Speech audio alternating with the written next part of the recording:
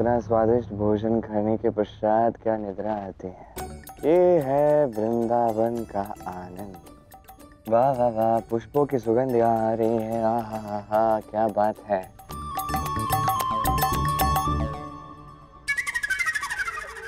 राधा, तुम क्या हुआ? तुम ऐसे क्यों देख रही हो? बैठो यहाँ पे।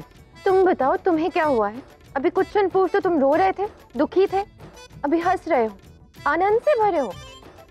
क्या हुआ है तुम्हें? हाँ, तो ऐसा तो करना पड़ता है ना कभी कभी जीवन में। नहीं समझी ना? तुम यहाँ बैठोगी तब समझोगी ना। यहाँ तुम्हें लग रहा है कि मैं दुखी था? मैं अभी भी दुखी हूँ, बस कोई देख नहीं पा रहा है। तब मैं दुखी था और मैंने देखा कि कैसे तुम, बाबा, मैया सब मुझे मना रहे हैं। और जब मैं नहीं मान रहा था तो मैंने देखा, सबके मुख पे दिख रहा था मुझे कि कितना दुख हो रहा है सबको। तो मैंने सोचा कि इस दुख को मिटा दिया जाना चाहिए, यही उचित होगा। तो मैंने हंसते खेलते आनंद को गले लगा लिया। क्या अनुचित किया मैंने? मेरा हृदय अभी भी दाऊ के लिए रो रहा है। देखो राधा, गोपियाँ दाऊ के पास क्यों जा रही हैं, कहाँ जाके क्या होने वाला है, क्या कर रहे हैं दाऊ आश्रम में, कहाँ है, क्या चल रहा है, आगे क्या होने वाला है, तुम जानना चाहती हो ना? तो पता चलेगा समय के साथ। तब तक इस समय का मुझे सदुपयोग करने दो, मुझे जाके निद्रा प्राप्त करने दो। थक चुका हूं मैं, भोजन भी अच्छा हुआ है, मैं चलता हूँ।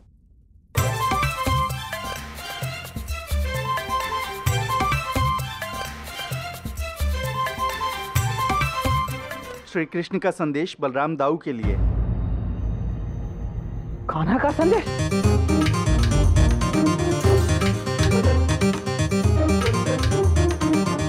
रुको, जा कहाँ रहे हो? संदेश पढ़ो सबके समक्ष।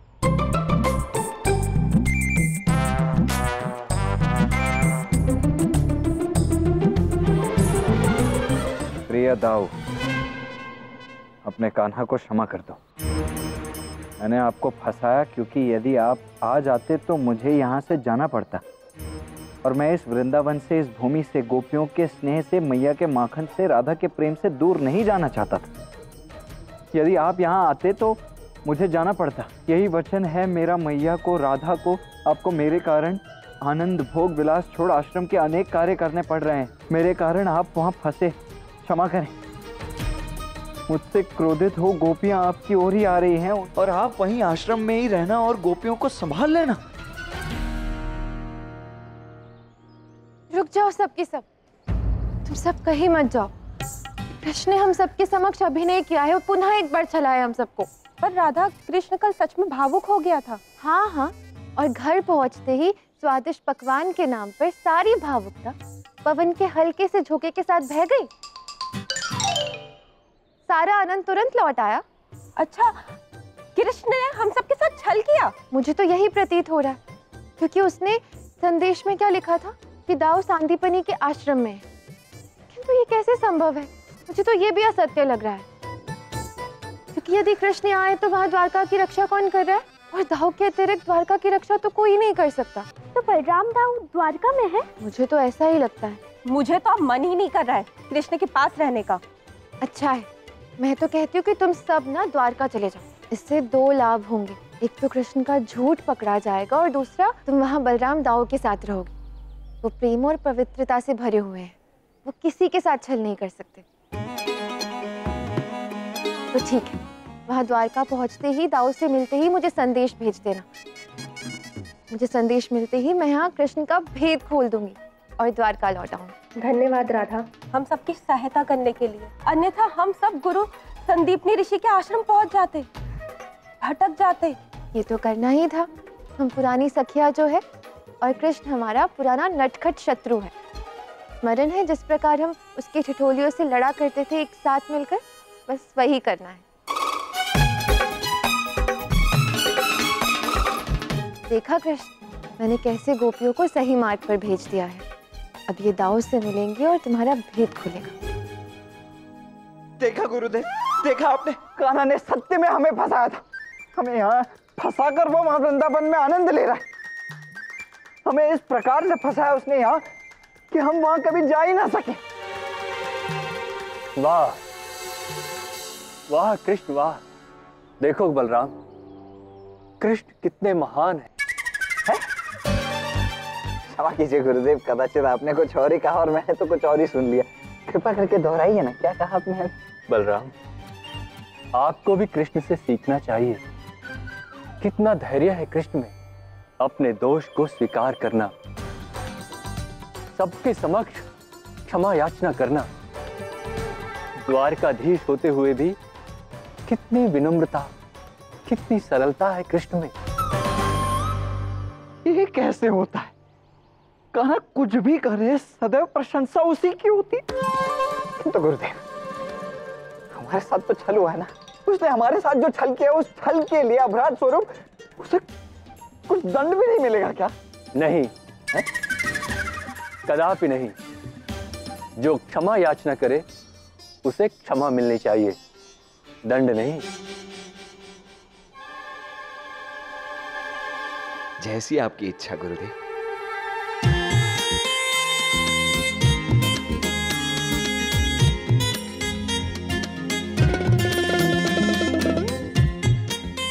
तो अब हमें भी क्षमा करके इस दंड से मुक्त कर दीजिए ना। किया। अब आप सब हमारी सेवा से मुक्त हैं।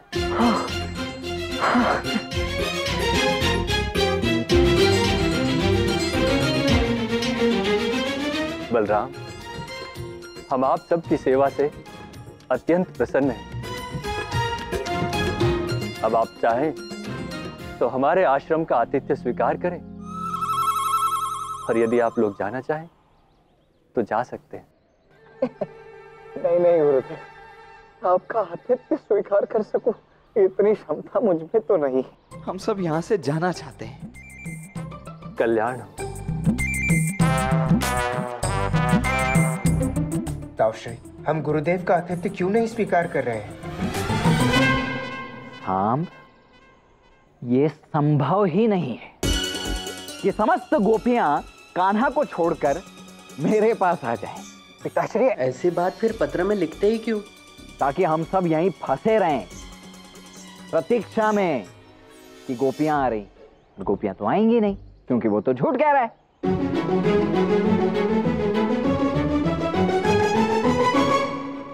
हम यहां प्रतीक्षा करते रहेंगे तब तक जब तक वो वहां वृंदावन में आनंद ले रहा होगा, समझे? तो फिर अब बताइए ताऊश्री कि करना क्या है? अब हम कान्हा को बताएंगे कि हम उसके कण कण से परिचित हैं। इस बार हम फंसने वाले नहीं हैं। हम वृंदावन तो अवश्य ही जाएंगे। चलिए ताऊश्री, वृंदावन चलते हैं। चलो वृंदावन ही चलते हैं।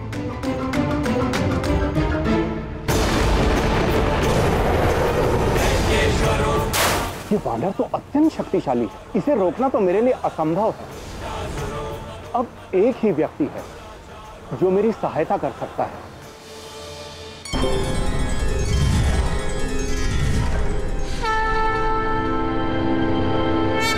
आइए समुद्र देव, आप ही की प्रतीक्षा कर रहा था। हे श्री कृष्ण, आपको तो सब ज्ञात है, अब आप ही मेरी सहायता कीजिए। एक भयानक और शक्तिशाली वानर मेरे तट पर आ गया है और द्वारका के लिए मार्ग मांग रहा है।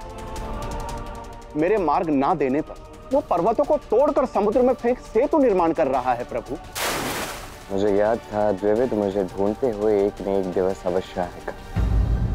बस वो इतनी शीघ्र यहाँ पहुंच जाएगा, इसकी मैंने कभी कल्पना भी नहीं की थी। वो असीम शक्तिशाली है, वो सेतु का निर्माण कर द्वारका में पहुंच जाएगा। इसी बात की चिंता है कि इस समय वहां न मैं हूं न दाऊ। द्वारका सुरक्षित है, वही दूसरी ओर द्विविद अत्यंत शक्तिशाली है, क्रोधित है। वो विनाश कर सकता है द्वारका में।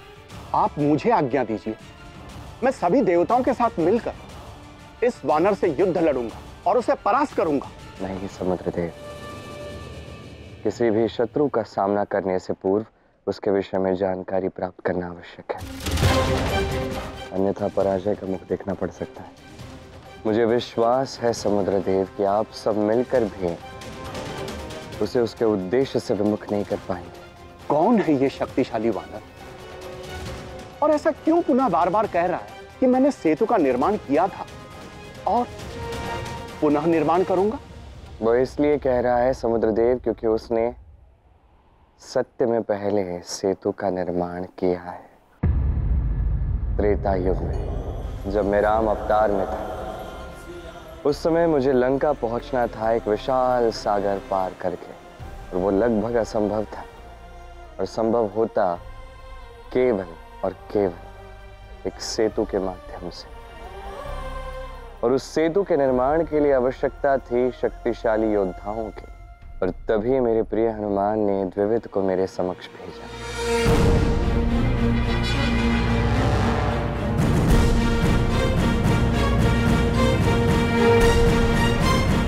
प्रणाम श्री राम। प्रणाम। मेरे प्रिय हनुमान का ये कथन है कि तुम द्विविद सेतु का निर्माण कर सकते हो। हाँ श्री राम। किंतु ये कार्य अत्यंत कठिन है, अनेक लक्ष्य शिलाओं की आवश्यकता होगी। क्या तुम कर पाओगे? आप केवल आज्ञा दीजिए श्री राम। मैं और मेरा भाई महेंद्र दोनों मिलकर असंभव कार्य को संभव करेंगे। श्री राम को माता सीता के पास पहुंचाने के लिए यदि प्राण भी देने होंगे तो देंगे। धन्यवाद। सेतु निर्माण का कार्य आरंभ करो द्विविद। तब द्विविद और उसका भाई महेंद्र, इन दोनों ने मेरी सहायता की। इन दोनों ने विशाल चट्टानों को तोड़ा, हमारे समक्ष लाया और उसे सागर में फेंक दिया।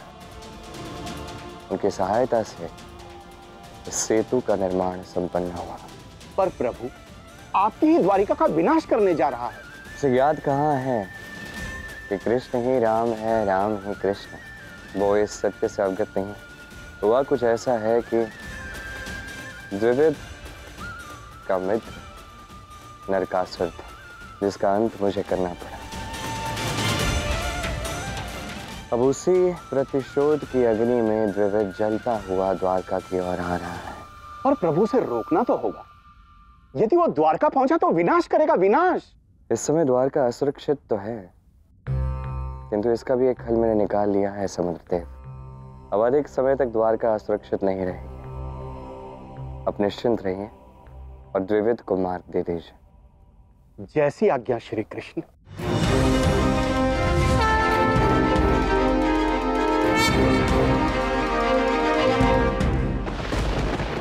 रुक जाओ द्विविद।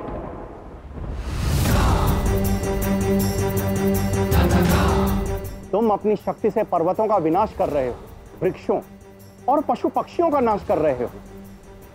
मैंने तुम्हें मार्ग प्रदान किया, जाओ द्वारिका।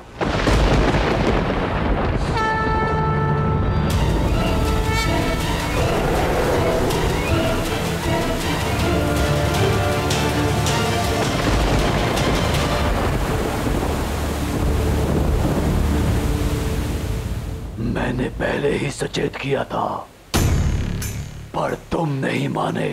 मेरी शक्ति के समक्ष या तो हार माननी ही पड़ती है या प्राण गंवाने पड़ते हैं, पर कृष्ण को मैं हार का विकल्प दूंगा ही नहीं, उसके प्राण ही लूंगा। अस्त्र शस्त्र पराक्रमे शत्रु शक्ति न हन्त्रे च महापातक संकटे कृष्ण, मैं आ रहा हूँ तुम्हारा और द्वारिका का विनाश करने। शत्रु शक्ति न हन्त्रे च महापातक संकटे शत्रु